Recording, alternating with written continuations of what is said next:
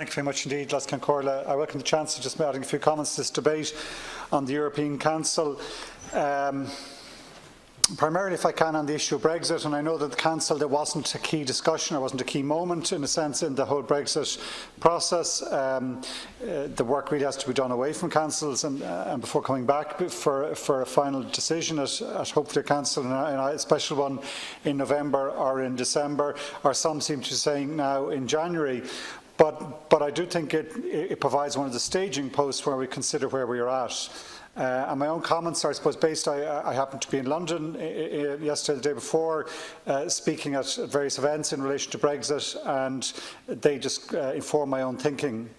And firstly, I should say that it seems to me we've ended up in a very unsatisfactory position, quite obviously, but unsatisfactory in this sense that we are the last item on the table that has to be resolved. It seems true that what Prime Minister May says is true, that 95, 96, whatever % of the agreement is done, and a lot of that has been good work. The sort of arrangements, as I understand, with regard to free movement of people and so on, there's been a satisfactory kind of level of progress. But the fact that we're the last unresolved issue is very unfortunate. I mean, all along, what has been said, I remember the Taoiseach and others saying the key to do this was to get it resolved early, get it kind of done in the spring, get it done last December, get it done in March, get it done in the spring, get it done before the return, and all those, we've missed all that deadlines. Were the last issue between a deal and a no deal, and that's not in any negotiation position. That's not where you want to be. I don't blame the Irish government for that, but it's just recognising that things have not worked out as we would have wished.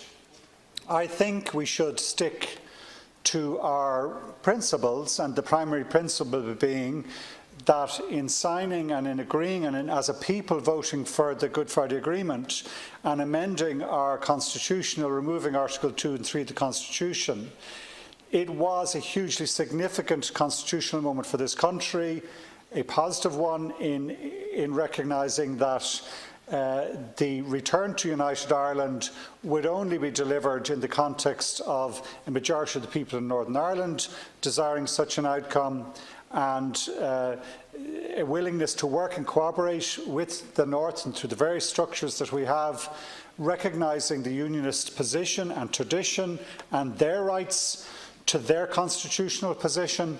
That was a very kind of important, huge progressive step, one that I recall took us probably 12 years to negotiate with the UK government, one that we've been trying to implement for 20 years, for good and ill, but one that it's right to us hold to. It's not just that we hold to the border, it's holding to our constitutional, that decision we made as a people in removing Article 2 and 3, that was not a small thing, that was not an insignificant thing. It is right for us to stand by that. I think it's right that this House, in a sense, has been unified in that central position which we bring to the negotiations. It is good that we have got almost universal support from our European neighbours in such a position, and I do not believe we should cede it at this late stage. That should not mean that we don't seek a deal, because a deal would be better, a withdrawal agreement. The withdrawal agreement, when you think about it, if we've had difficulty negotiating a withdrawal agreement, imagine what it's going to be like when we start to negotiate a permanent agreement, when you actually have a whole range of commercial and other interests, vested national interests, in those negotiations. It's going to be even more difficult, it would seem. It's very hard to understand what exactly the final nature of the deal will be, although it seems clear that the officials on both sides pretty much seem to have it in place. It's just the final political management of that which has to happen. It seems, from what I hear, that in a sense the resolution to the backstop deal will be some sort of two-phase process, where we agree, something along the lines of what was agreed in March, I presume, or indeed last December, that we do have a backstop guarantee that's not time-dated, that within the withdrawal agreement, that protects us from any introduction of a hard border. but that I would imagine within the political declaration, which I understand accompanies the withdrawal agreement, there will be some sort of commitment towards engaging during the transitional period in more detailed negotiations in regard to what exactly the sort of regulatory alignment, the customs arrangement approach that might apply on an all UK basis, not just Northern Ireland, that we would give some sort of signal that we would be willing, obviously, to engage in that process with the view to having a slightly revised, different, maybe not even necessary if we got a full agreement, but that there would be a two-phase, a second backstop would be possibly come into prospect, which would recognise the outcome of that negotiated process over whether it was 2 or 3 years, depending on the length of the transition period. Is my understanding. It's very hard to read between the lines, and you read so many different views. I'll be honest, I read the English Times the other day, and it was all Theresa May puts it up to Europe. I read Dennis Staunton for the Irish Times, who was covering from the same Westminster Hall the same speech, and read it, in my mind, much more accurately in a completely different way in interpreting the speech, as I said, that there is actually real mechanism now towards resolving that backstop issue. If that is the approach that's to be taken, I think we should be willing to be flexible and to be engaged in such a creative way. We should hold the line, as I said, on our constitutional position, but that doesn't require us to kind of have something today which is going to be engraved in stone for the next 20 or 30 years. We should be willing to engage in that two-phase process if that is the way to unlock this deadlock. And I think I've heard other parties say that here on this side of the House, which maybe would give the government flexibility and room to manoeuvre, knowing that you will maintain support here. I think it's important that we maintain that united position. What I heard in London would scare you in the sense that the prospect of a no-deal crash out seems increasingly to be one that they're willing to countenance. And in some ways it exposes, in my mind, some of the underlying objectives of those who are seeking a hard and a determined Brexit. In the areas I'm interested in working in on the issue of climate, the UK government produced a paper on the 12th of October showing what the likely consequences in climate area and energy in the likes of a no-deal crash-out Brexit.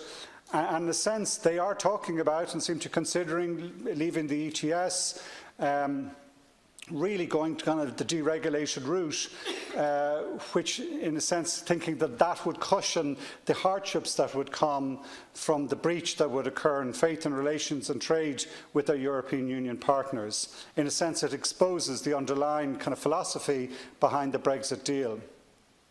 I mention that because there was another event here today which just informs my thinking.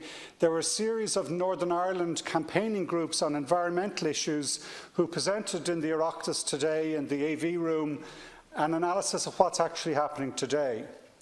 And a reality today that our border is becoming, what did they call a dirty border in a dirty Brexit, that there is an unregulated illegal dumping, development of pig and poultry farming where there's a disregard for the pollution effects from the ammonia and from the slurry and uncertainty as to where the materials in such activity are going. Mining licenses which are being considered now in the absence of any political administration to assess the strategic direction being taken. And it was frightening to hear. We have debates here in this House where we're always concerned the minister meets a developer without any civil servants being present. What we're hearing in the north now is civil servants meeting developers with no political presence. And actually it's just as worrying and deeply worrying what's going on. And so what's happening in London today in terms of the legislation being passed, a deep black day for Irish Northern Ireland politics, where the politics has been written out and administrative civil servants are given ultimate power, that's a shocking day for Ireland, for Europe, and one that we cannot fail to ignore. My time is finished. I want just one last word, if I can, the Minister might refer to, I don't know whether it was raised in the European Council, but one other issue in terms of we're maybe blind by Brexit to everything else is going on in Europe. The fact that the Italian government seems to be in direct conflict with the Commission in their budget, the concerns about what may happen to their economy, we're not going to be immune from that. I don't know whether the Irish government has taken a position on that, whether we're public in that, but I think we should. We cannot just fixate on Brexit. We need to return to thinking where is Europe going and where are we going within Europe. It's the Brexit blinding us to all that as well as everything else, which is one of the problems that it has brought and we cannot ignore. Thank you, Las Concordia.